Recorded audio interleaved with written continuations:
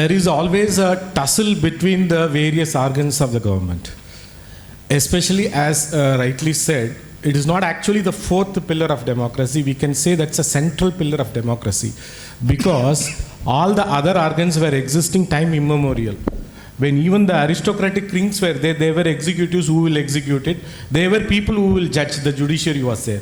But since though democracy was there, the reporting or the concept of press was not there. That is not material, because whatever is the public opinion, still it comes in hierarchy. The king will be ruled by the next prince, who when he becomes a king, he will rule. So there is no public opinion that much importance given. But when the democracy started, naturally the king wanted, though in the name of democracy, he wanted to retain the rule. So the public opinion becomes a very important thing. So, and the executive, when power corrupts and absolute power corrupts absolutely. So when the executive, when he is executing, he has been given with power.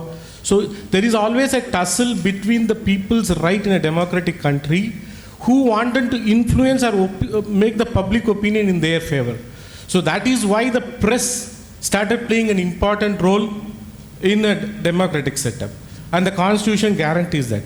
As rightly said, not that every time the court will be able to come and give in a way which will be always, see, the conscience of the constitution is upheld by the courts. However, my opinion, what I feel is that the majority will be considered when interpreting the constitution by the courts.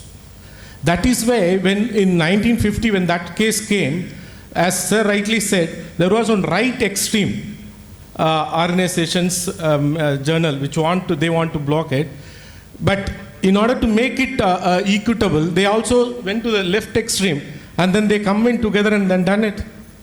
But now, as rightly Sir said, what has become right is now become a prominent here now.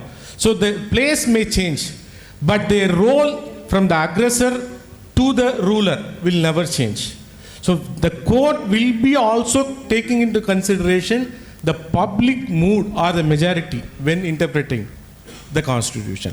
That is where the difference. We can't compare what was the interpretation given by Justice Patanjali Shastri in 1950 to what is being currently done by the Supreme Court judges now.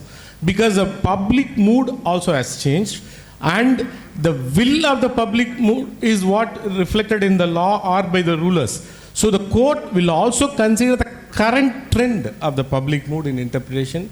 So that is where the discrepancy is coming.